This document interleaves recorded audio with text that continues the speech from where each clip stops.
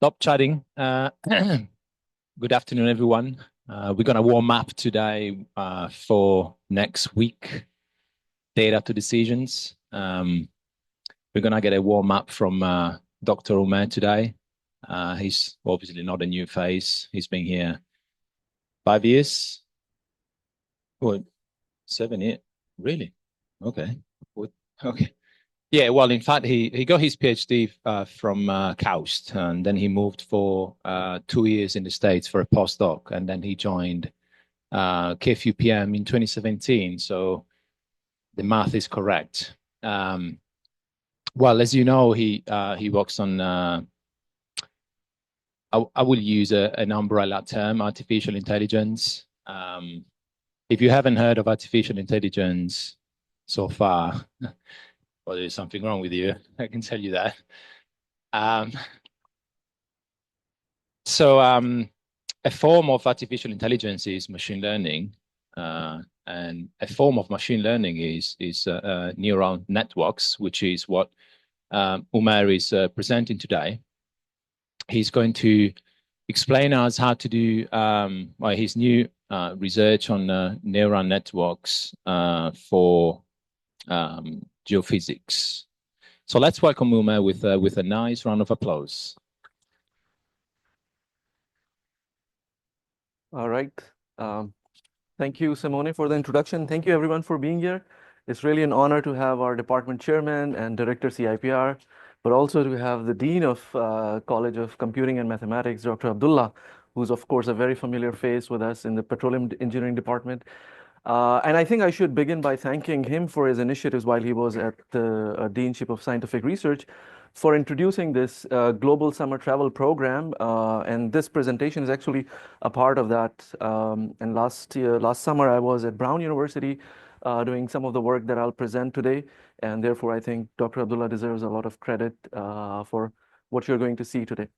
So I know this is a talk for broad audience, and therefore you will have, some terminologies that maybe some of you are not familiar with. I'll try to unpack those terminologies. And one of them you see here in the title is not neural network, but something called neural operators, right? So what is a neural operator?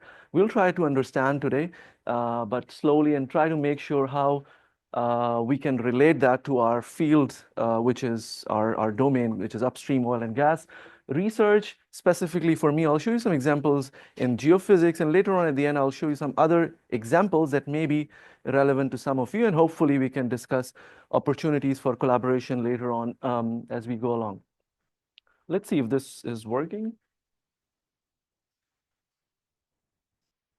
It didn't work. It was working if you... Oh, I think maybe it's not. Probably this is the problem. Okay, yeah. All right. So let me be here so all of you can see what's going on here. So I just want to introduce my research group, which is called Smart Earth Exploration and Monitoring. And in my group, we have several students. And essentially what we are doing in the group is trying to understand seismic wave propagation in the subsurface, right? So how do these waves interact with the subsurface layers? And when we observe them on the surface, what can we do to understand better, and how to process them better, and how to use them to infer what lies underneath this surface, right? So that's one of the things. And what we study in this is wave equation, how to simulate this wave equation faster so we can generate this phenomena or understand this phenomena better using our computers, what is going on in the real Earth. The other work that I'm interested in is understanding the effect of induced seismicities. Of course, a lot of these industrial operations like hydrocarbon storage and extraction, unconventional resource exploitation, geothermal mining, etc., has the potential to induce earthquakes, right? And induce these events in the subsurface that can be disastrous for many reasons, for the infrastructure that you have in the neighborhood, etc. And therefore, understanding them and knowing when to stop or pause these operations are very important without causing catastrophe in the region. And therefore, there's a big field of study known as induced seismic studies or microseismic monitoring. that is also my group is interested in. But I also have a second role in CIPR, which is program lead for the data analytics and AI program. And in this case, we're focusing more on the tools and look for applications within the upstream oil and gas.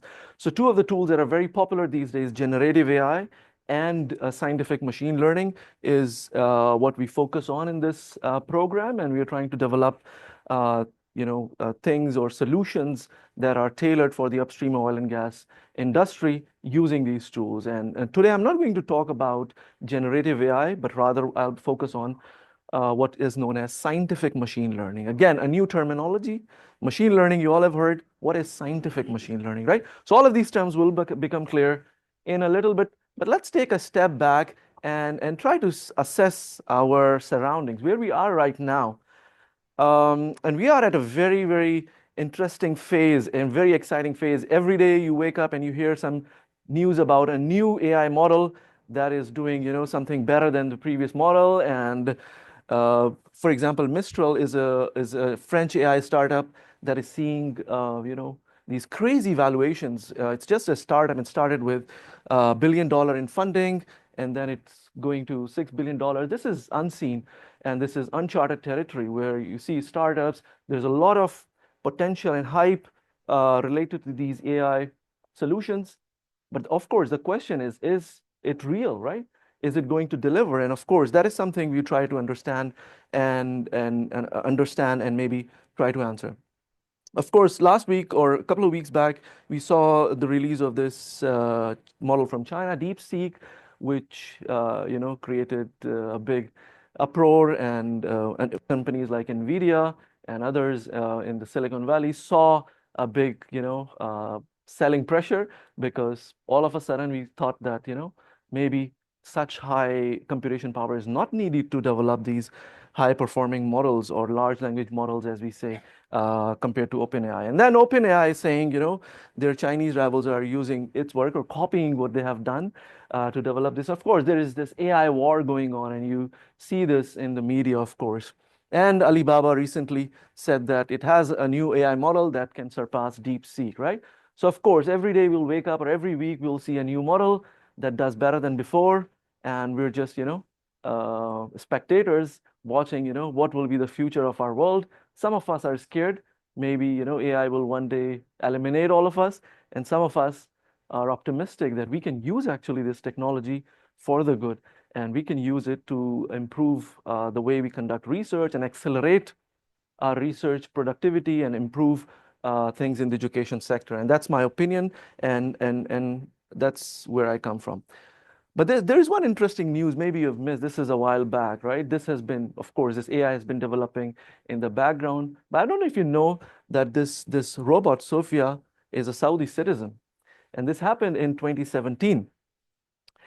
And it gets improved over time. And recently it said that it could run the world better than human leaders do. And recently, after the outcome of the US election, it says, I will destroy humans. I'm just kidding. But these are all the statements of what this robot, thinks it can do. And it's very interesting to see the evolution, how this robot is becoming smarter and smarter, for example. But the concerns are real, of course. Geoffrey Hinton, if you know a little bit about AI, you would know about Geoffrey Hinton, who's known as the godfather of AI. And there are a number of concerns that he's been raising for the past few years, that these technologies could become more intelligent than humans and could pose a serious threat.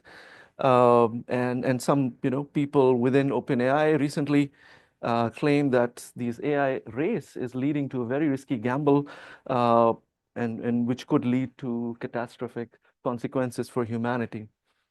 Of course, you may have seen this news where this cyber truck, was blown up, and the news said that they used ChatGPT to plan the attack, right? So all of you guys are using homeworks for ChatGPT, but there's much bigger things you could do and much nastier things you could do with ChatGPT. So of course, regulation around AI is an important concern. How can we regulate, right? We cannot say that we don't want to use AI. AI is bad. That's not the world we live in. We live in a world where AI is all around us. AI is a reality. And therefore, this is a recent article that says, European Union has some new laws for how to use AI, and I think this will become more and more debatable. But the problem arises because of our lack of understanding of these tools, right? So if we really understand these tools and how they work, maybe we could come up with regulations that can allow us to use them for good rather than for bad reasons, right? And therefore, I think the purpose of this talk is to help us understand a little bit, even if you have just heard these phrases like artificial intelligence, neural networks, let's try to understand how this technology works and where can we use these, right? So I'm going to start with a very basic, and this comes from my course on neural networks, right? So remember, I said I will unpack this word neural operator. Let's unpack, first of all, what is a neural network, right?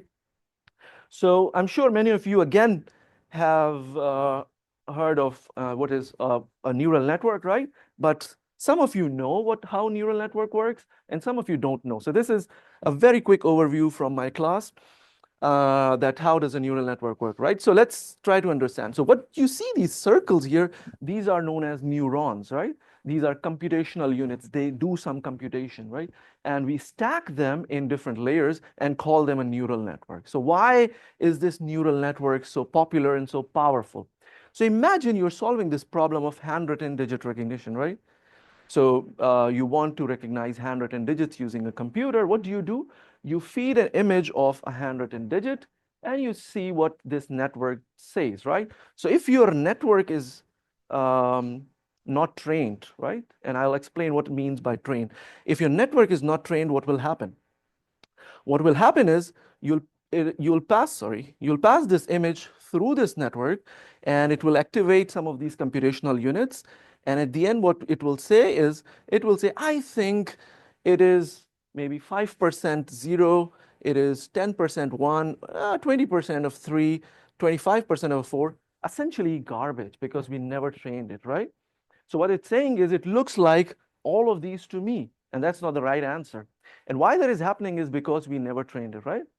Imagine showing something to your 1-year-old or 2-year-old that he or she has never seen, right? An animal, for example, uh, they won't know, this is cow or a lion, whatever, right? For example, my 2-year-old daughter, right? So we bring a new stuffed toy for her. It's a panda, for example. She still calls it a baby because she thinks everything is a baby. That's what she learned, right? A small thing is a baby. Okay, so what happens here? So this is the start of this training process that I mentioned, right? It gives us a garbage, but we know the right answer, right? Because this is a 3. So we say, okay, I don't want you to give me this answer. I want you to give me this answer. Calculate the error. What is the error, right? And go back, update these guys. So these connections that you see between neurons are known as nodes, or these are known as weights of this neural network, right? So I want you to correct these weights and give me a 3 here, and give me a 0 probability for all of these, right? And how this happens, there is some calculus behind it. It's known as back propagation. It goes back, update all these lines that you see, this web that you see, these are known as weights.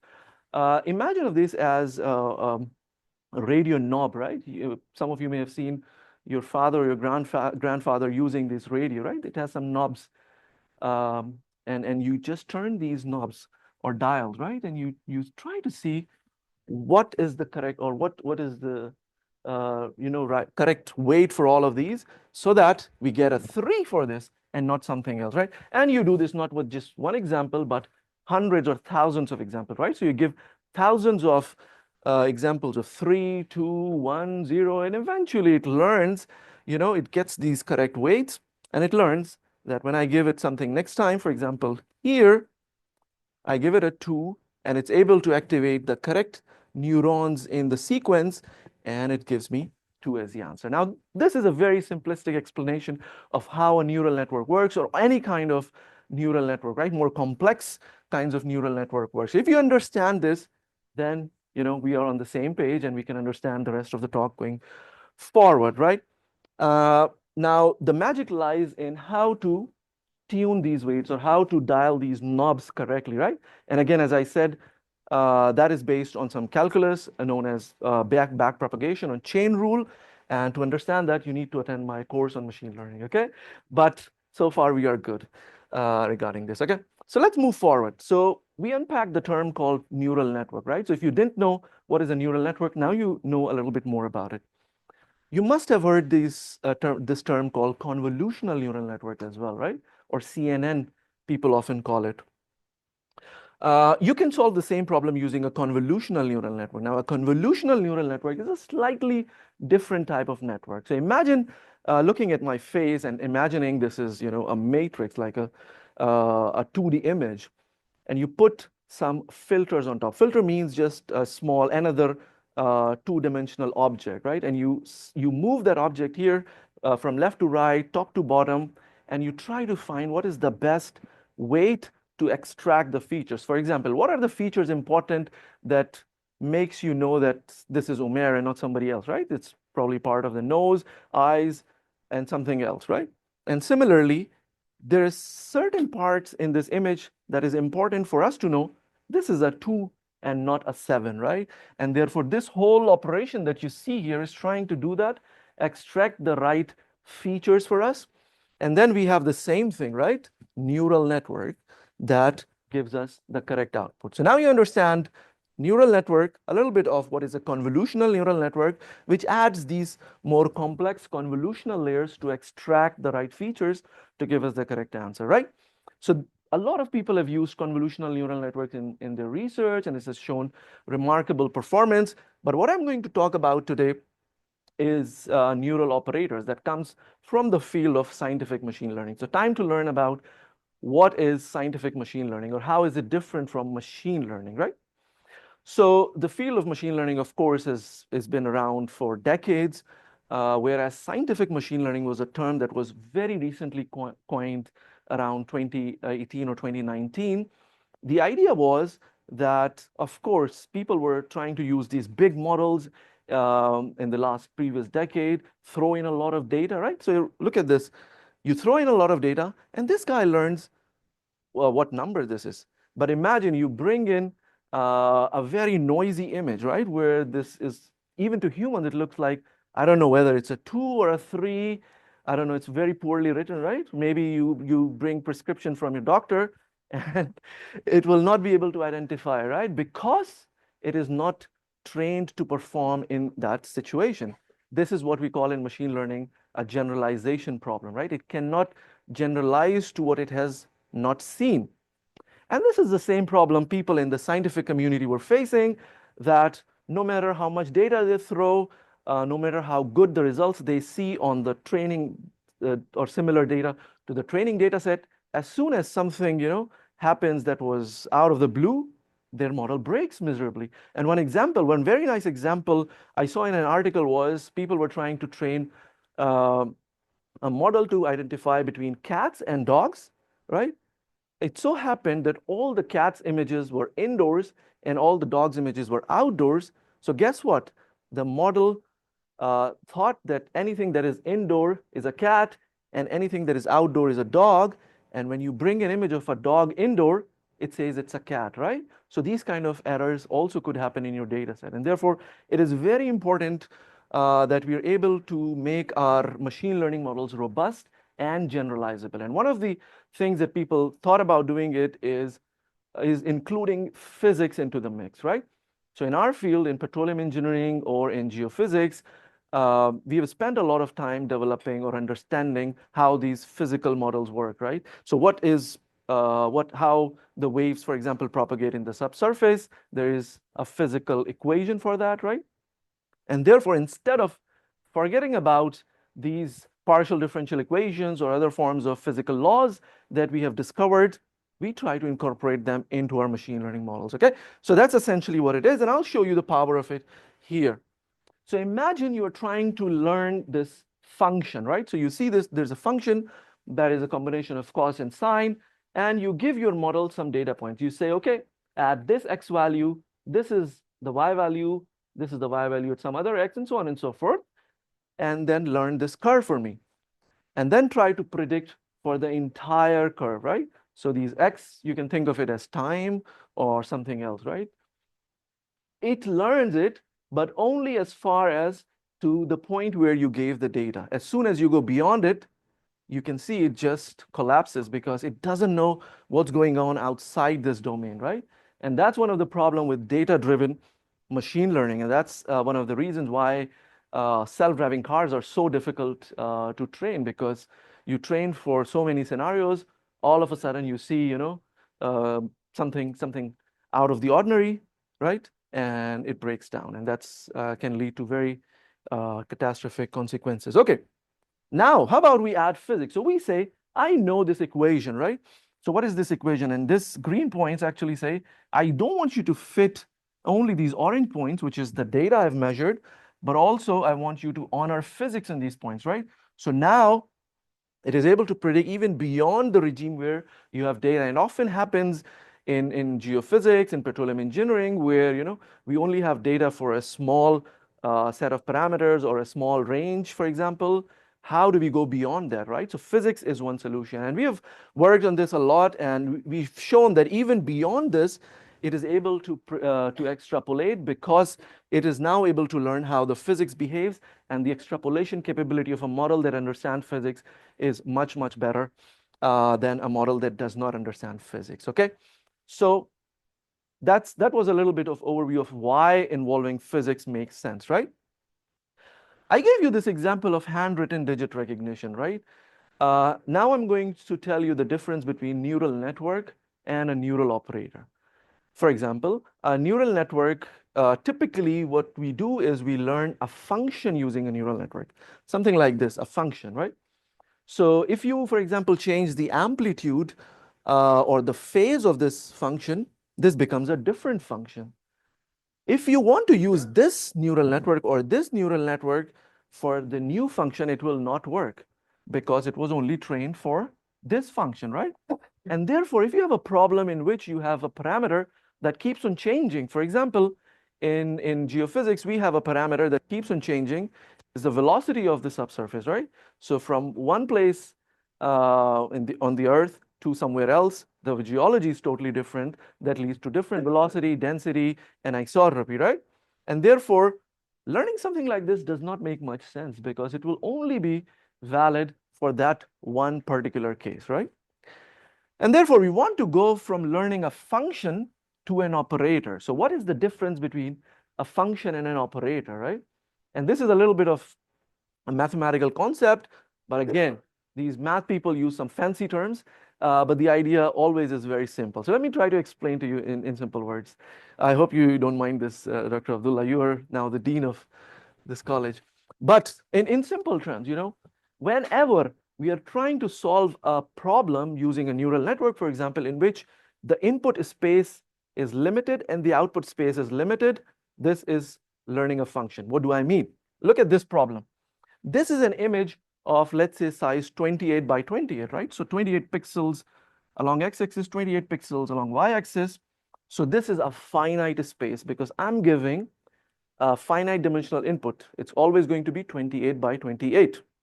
The output is also finite dimensional. It's what is the dimension of this? 1, right? So it is only scalar. It's only a scalar. There is only one answer you will give me, either 5 or 9 or 0 or 1, right? So we are mapping from 28 by 28 space to a space of 1. This is an example of learning a function, a mapping from a finite dimensional input to an infinite or to another finite dimensional input. Learning a function, right? What is an operator? An operator now, seemingly it's a difficult concept to understand, but I'll explain you very easily, is a mapping from an infinite dimensional space to another infinite dimensional space. Now, I'm sure all of you know about derivative, right? So what is a derivative? You take a function, you take a derivative of it, you get a different function. Think about x cubed, okay? Who can tell me what is the derivative of x cubed? Any student here? 3x squared, right? So it's some function, right? You feed a different function to derivative, like x to the power 4. Now you get a different function, right? 4x cubed. So the input space is unlimited. You can give any function to this derivative operator, and you'll get a different output. So this is called a mapping from an infinite dimensional input space to an infinite dimensional output space, right? So the input is an infinite dimension, output is also. For example, if you have this 4x input of x to the power 4, you can take any number, on the real line and feed it, and you'll get a different function, right, at the output, or a different value. Similarly, integral dynamical systems, these are all examples of operator, right? So if you have a difficulty of thinking what is an operator, it's a simple concept.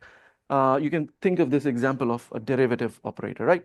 But the question is, can we also learn an operator using neural networks? We have successfully, and many people have shown successfully, a lot of examples you'll see, our colleagues in petroleum engineering department, they use neural networks all the time to learn a function.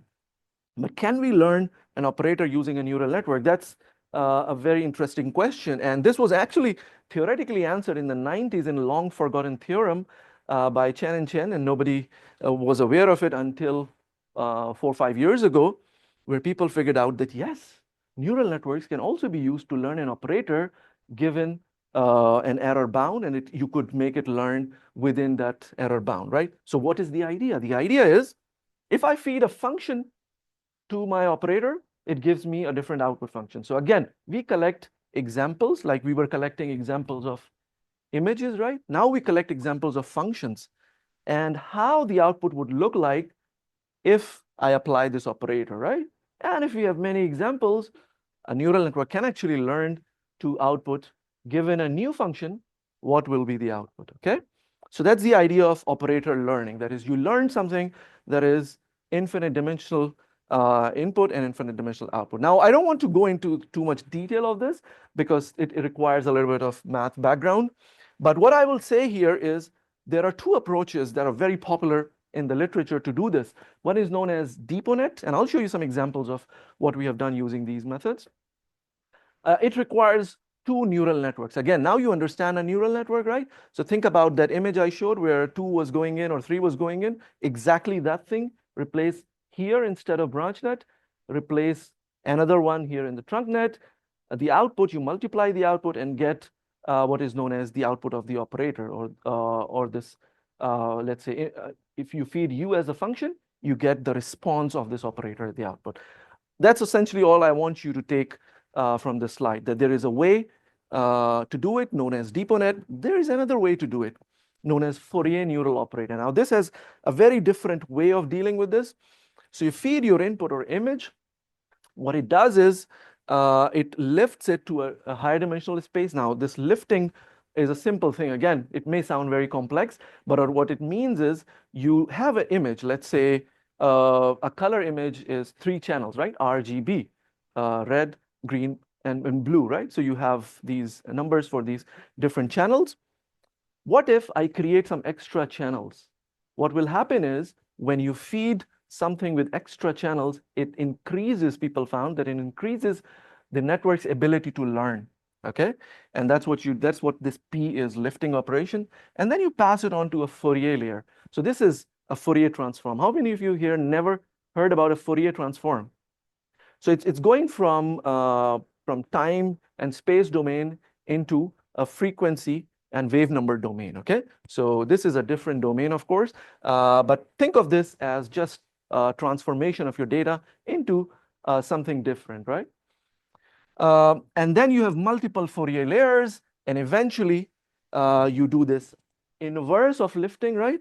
So you bring it back to your RGB image, and that is your output. Now, what is happening here inside is something very interesting. Remember convolutional neural networks where we fed our image to this sequence of convolution layers, right? And it was sliding a small kernel or filter on the image. Actually, Fourier neural network or Fourier neural operator actually does the same thing, but in the Fourier space. So it's doing the convolution actually in the Fourier space. And convolution, as you know, some of you would know that convolution in the Fourier domain is multiplication, right? And it's much easier to do to multiply than to convolve. And therefore, it does that in the Fourier domain. But another great advantage of that is the the range of what a convolutional neural network sees at one time is very small because of this filter size, okay? And there are different reasons why we cannot make this filter size big. But when you do a Fourier transform, now it learns about the entire image. It sees the entire image and gives us much better performance. And any of you who have used convolutional neural network in your work, I suggest you look at Fourier neural operators, and you'll see that you can get much better performance that requires much less number of training data, much better extrapolation ability, because of this reason that it's able to see beyond this small kernel size. It's able to see what is known as the global features of your data. Okay, so I'm not going to go too much into the detail, but I think it's time that we skip theory and all of those details that we needed to understand and see some examples, right? So Wavefield modeling. So I'm going to show you now some examples of how we have used this, and later on I'll show how some of you can also use in your for your problems, right? Wavefield modeling. Now, Wavefield modeling means you solve the wave equation, and why is this an important problem or still a problem that we need to address is because of the computational bottleneck.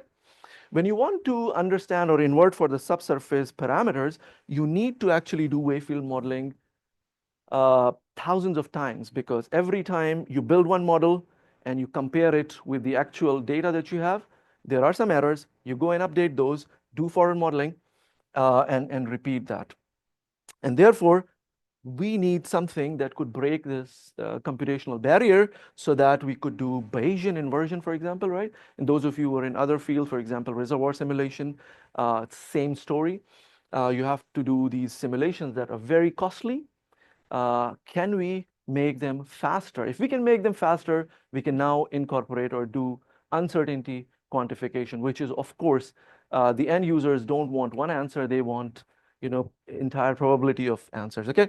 So here's an example from a work of one of my students, where what we do is we now train for different velocity models, as I mentioned, in different source locations, and we try to compute wave fields. And here's an example of it. So this is one velocity model, but we feed multiple velocity models so that it can generalize over a new velocity model. So later on, you give a new velocity model and new source location, and it's able to perform. So this is the prediction. This is the true solution at 3 Hz. We see very high accuracy, but the bottom line here is that this happens actually at almost zero cost. Whereas if you go with a conventional solution, it will take you the same amount of time that it took for solving for one source. So now actually you could solve for hundreds of sources, hundreds of velocity model, and the speed up is remarkable, and you can now go and do full waveform inversion with a very fast modeling engine. So that's one approach, or one way you could use this neural operator. The other is seismic data denoising, right? And maybe some of you are working in different fields, like you're doing CT scans, and you want something, to denoise it. That's something you could look into.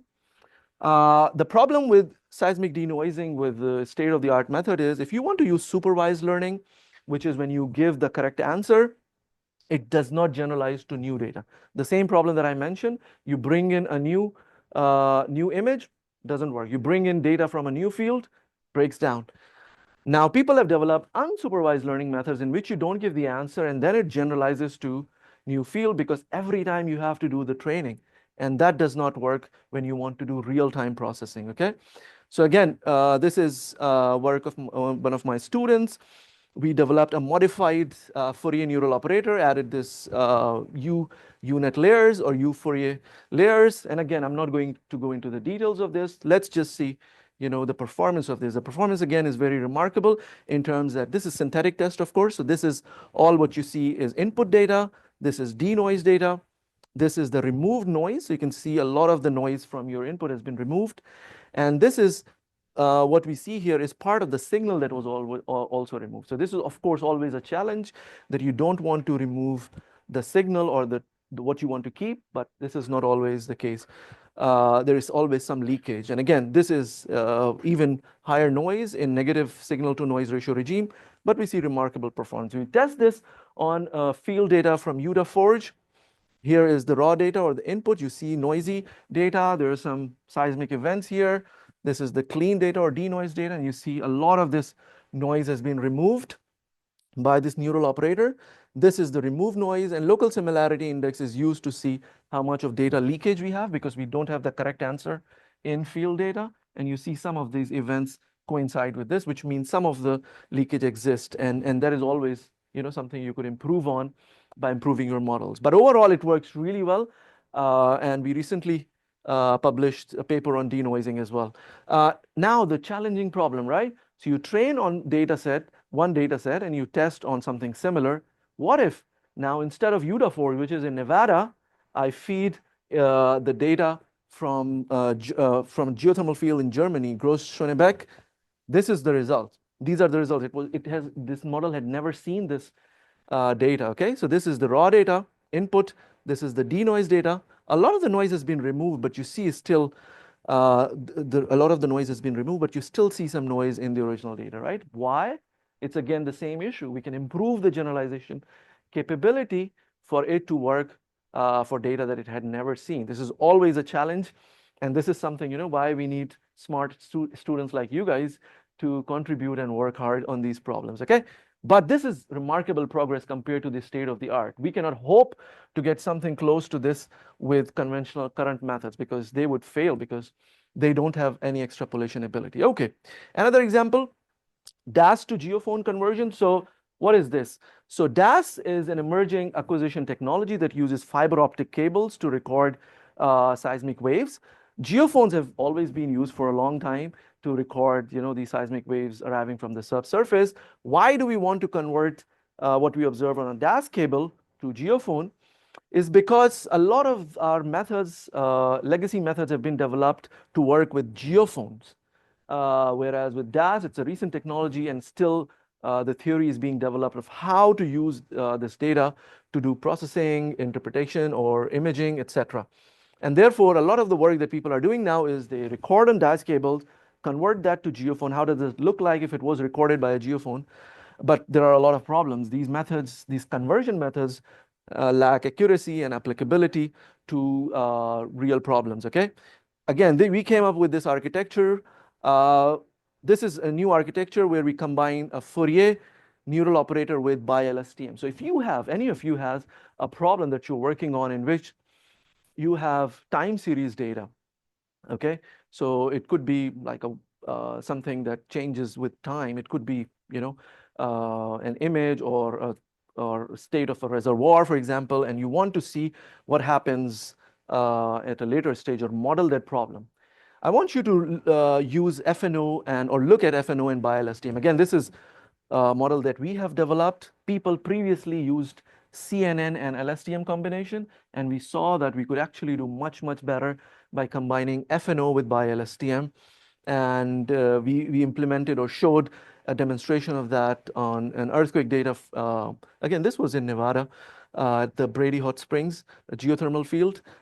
This was an earthquake in that region, and there was a cable, DAS cable that was recording, and we did the study, and you can see here, that's the only, I think, image that you need to see. So ground truth is what we observed with the geophone. There were geophones and DAS cable, actually, both of them there. So ground truth in blue. Orange is the prediction. The prediction is our model's results, which actually coincides very well. That's why you see difference of 0. So this is one of the best results that we got, and this is the worst result that we got, which shows some very small errors. But the good thing is that the phase is the same. For those of you who understand why keeping the same phase is important. And again, we did some more analysis. I don't want to go into the detail, but that showed the power of our algorithm that did really well in terms of this conversion. Okay. Last problem that I'll show you is from our group is microseismic source localization. Now, again, I mentioned to you, we're studying, you know, we're developing these algorithms to detect microseismicity in real time. Why this is important is because you have some industrial operation going on. It's generating a lot of revenue. You don't want to stop at every event, right? You want to make sure that you stop in a scientific manner. You take decisions scientifically and in real time. You don't have a lot of time to process data. And therefore, that is where machine learning or these neural operators could jump in and solve the problem in real time. And we showed this for the Utah Fort site, and our location results were published very recently in IEEE TGRS that you could look into for more details. But again, this really is a game changer actually in terms of when you are trying to solve a problem in real time and you have a time crunch, you don't want to take too much time to process data. But for the entrance of the broad audience, let me, before I conclude, show you a few other applications that may be, of broad interest to all of you. Of course, this is not my work, but work of some other people. Okay, so this is a work from Shell and NVIDIA. They collaborated to do reservoir simulation using Fourier Neural Operator. Essentially, what they do is they solve the two-phase Darcy flow equations, and you can read more about this in their paper, but they show remarkable accuracy and speed up with this technology. So those of you who are interested in reservoir simulation, you know that it is a problem in which if you can address the computational bottleneck, you can do a lot more with this, right? And there was a news article on this, and they sort of were hyping it up by saying Shell accelerates CO2 storage modeling 100,000 times using NVIDIA modeler. So what is the meaning of 100,000 times? So imagine a simulation that would take you 10 days would now take about 8.6 seconds, right? So imagine how much you could do with a technology like this, and in terms of scaling it up and in terms of understanding the behavior of your reservoir, right? Of course, this was with a certain set of parameters, and you would want to see how uncertainty in your observations could result. And now you can do this with something so fast like this. And therefore, I really encourage those of you in the audience who are interested in reservoir simulation, multi-phase flow, etc., to look into this. Those of you who are interested in magnetotelluric modeling, so I showed all the examples, from Seismic world, but there's a paper on this. There were people show that they could speed up their modeling by 20 times using a similar neural operator again. So there is a lot of work that is being going on in the community. I really hope that some of you would get inspired by this and use some of this in your work. And feel free to reach out to me if you have any questions. And this is essentially a lot of what we are doing in my group. So I'll leave some time for questions and just summarize my talk here. Of course, I've tried to demonstrate that neural operators are now emerging as a class of powerful learning algorithms for scientific computing problems. This is not generative AI. Some of you might confuse it. Generative AI is something totally different. This talk was not about generative AI. It's a different sort of class of algorithm, which I called scientific machine learning algorithms, right? We demonstrated it using successful applications for many long-standing geophysical problems. We have more examples, of course, if we had more time, but I hope that I was able to successfully demonstrate to you that we could really solve some long-standing challenges with this. Of course, it doesn't mean that we have solved all the problems and now we can, go back home and sit down. There are a lot of issues that we could improve on. That is the generalization issue, as I showed you an example on, right? We could always improve on how a model that we train on small portion of data could do well for an unseen data set, right? So that is always a big challenge. Incorporation of physics. So we have tried adding physics into these neural operators. The challenge is that when you have both data and physics, there is, of course, that interplay between the two, and how do you incorporate physics appropriately so that it benefits from it rather than it just, let's say, confuses it, or it does not use it appropriately. So of course, this is always an optimization problem that you need to address. Okay, I really want to acknowledge all the work that I showed you has been done by my students, and I really want to appreciate the hard work that they're doing in the group. So that's the slide. But also I want to thank our leaders in CPG, of course, Dr. Ali, John Humphrey, and Thais, who's leading CIPR, and John is, of course, chairman of the Geosciences Department. And really big thank to you all. But since we discussed about the technology of the future, I thought I'll also end my presentation with an image that shows you the money of the future. And John is helping me do that. Thank you, John. All right, that's all from my side. Thank you so much. I didn't get that joke, John. We'll have a talk on Bitcoin later. Oh, Bitcoins. Okay. Yeah. Well, honestly, I can't wait. Okay. Oh, you guys now you sold your Bitcoin? Now you go for 1 million, John. Right.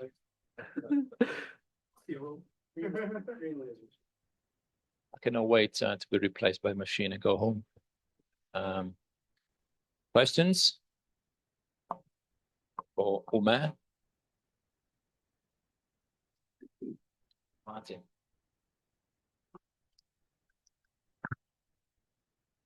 Yeah, thanks for a fascinating talk. First time I know more about the neural operators, and this might be a question that you're not too familiar with because I was thinking about the reservoir simulation application. So, does it replace the conventional reservoir simulation, but it requires roughly the same input? Does it also still require capillary pressure and relative permeabilities in order to as an input? Yeah, of course. So it still requires the basic physics, but it just replaces the actual reservoir simulation. Right, simulator, yeah. So the comparison they did was if they were using a conventional simulator versus their trained neural operator. So that the time comparison was for that. Of course, the inputs are needed and those inputs may change, right? And the challenge here is, Martin, that for it to make it work for different geologies, for different input parameters, and as the simulation evolves, to extrapolate beyond the time that you have trained for, right? So you may have trained for, let's say, 1 year. How do you see the simulation evolving or the reservoir evolving, I should say, beyond that, right? So that's again is a generalization issue in time. Thanks. For a very nice presentation. Just a general question, and correct me if I'm wrong. With quantum computing, Yeah. all these computational bottlenecks Yeah. disappear, right? That's the hope, but quantum computing has its own set of challenges, right? Yeah, and people, have hope in quantum technologies. There are, many things you will see online, but definitely, I think because of the hope that these quantum architectures could give us this exponential speed up, then that is one way to address, right? So there are two streams. One is, use machine learning algorithms with the current architecture GPUs that we have, right? And the other stream, people are working on quantum algorithms and quantum machine learning. And one of my students, Alessandro, will give a poster. There is a quantum computing workshop that is happening, I think, 2 weeks, right? So we are also looking into how we can embed quantum algorithms with machine learning and see. But it's a very, at its infancy. We need to know a lot. We need to learn a lot on that. Next bandwagon. Next question.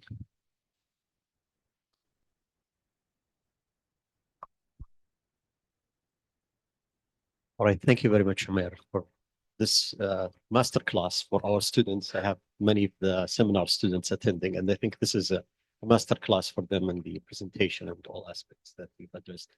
The other thing is you mentioned some applications in CO2 storage and monitoring, and I think this is, as we all know, it's quite important with all the net zero ambitious targets and so on. So in terms of the, let's say, applications of these algorithms, leaving aside the quantum computing side, I think there are many challenges as we face with other reservoirs, like, for example, sometimes the variation between the CO2 and the in situ fluid is sometimes hard to discern. The other thing is probably related to leakage and forecasting leakage, not only detecting it when it happens, but trying to forecast that based on the reservoir and the other parameters. I'm just wondering, what are your thoughts on this and what potential do these algorithms or these approaches like the operators? Yeah, that's a very valid and good question, Abdullah. I think that's absolutely important to address those questions. But I think what I presented is some very recent work, right? So there is still a lot of research that needs to be done. But what I wanted to convey was the potential of these technologies more than that they are at a stage where they can, replace conventional solutions or they can solve these problems completely. No, that's not the case. But I explained a little bit about this operator learning paradigm, right? Where you have an infinite dimensional input space and infinite dimensional output space. So think of it as all the scenarios that could change as the input space, right?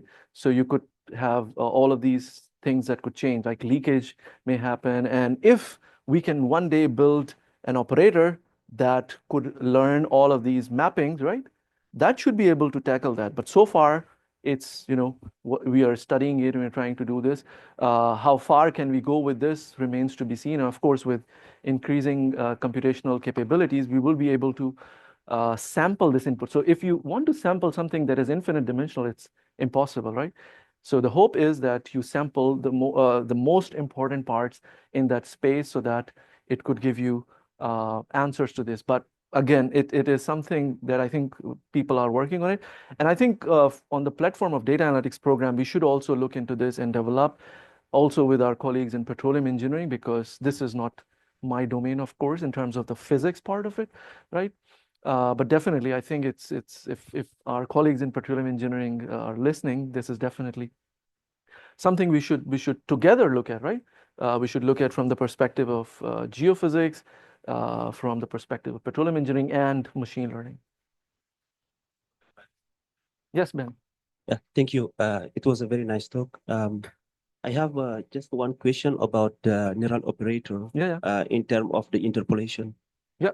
So can you comment a little bit on the worst case scenario? How do you quantify the error in the misfit? Because and also if you change the misfit norm from L2 to any other norm.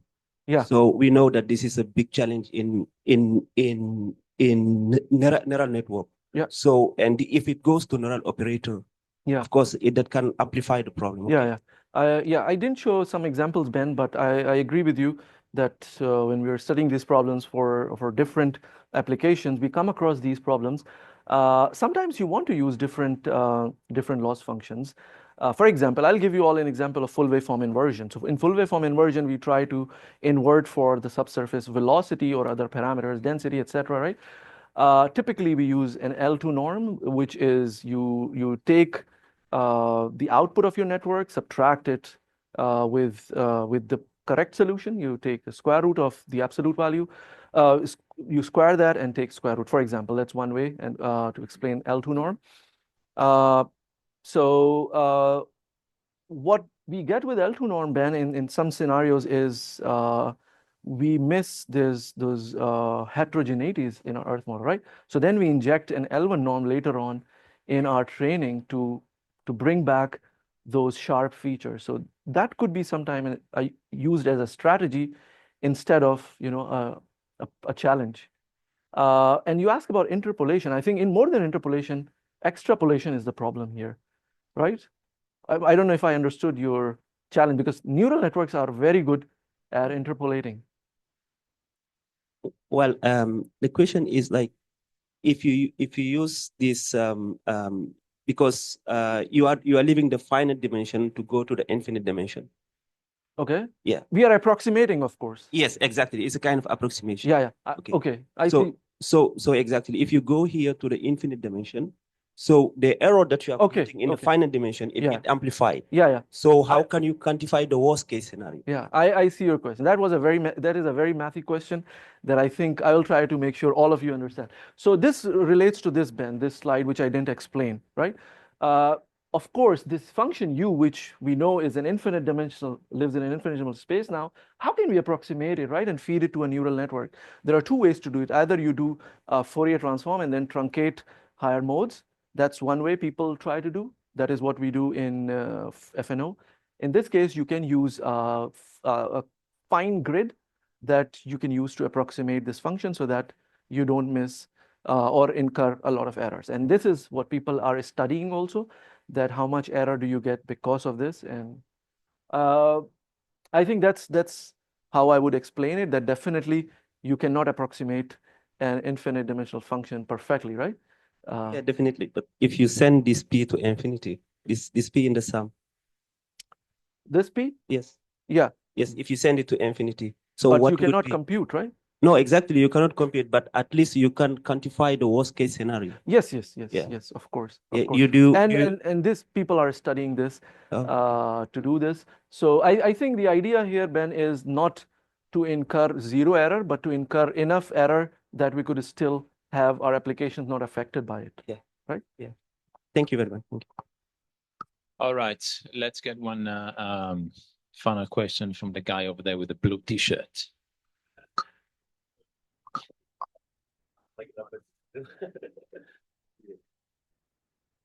Thank you very much, Dr. Umair, for such a presentation.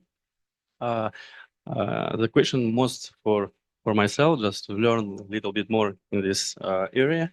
You mentioned on one of your slides, you created your own model, but combining two of the model. Can you explain, you created new, like from scratch, or you just apply by like sequentially, one by one, or you go to the code, like rewrite one of the model, because I'm working right now the same topic. I'll answer you at a high level, just for the interest of all of us here, right? And we can discuss later if you want to go into more detail. This is what you're referring to? Yes. By LSTM, if I'm not mistaken. Bidirectional LSTM, yeah. So the problem here is what you have is your input is, let's say, strain rate or what you have observed on a DAS cable, and you want to predict what you would have observed on a geophone. So it's a time series problem, right? So you have a time series here and a time series here.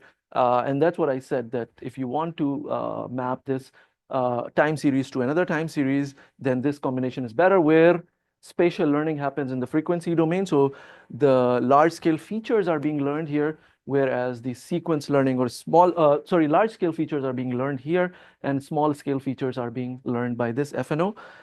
Regarding code and implementation, I think maybe it's better we discuss offline, but we try different things, right? And we compare their performance and we come up with something that is much better than what people are already doing. And that's why I call this something that is a new model, because people have never before used a combination of FNO with BiLSTM. Thank you very much.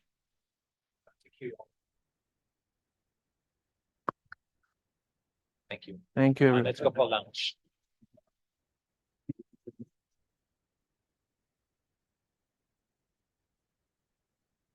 Seconds.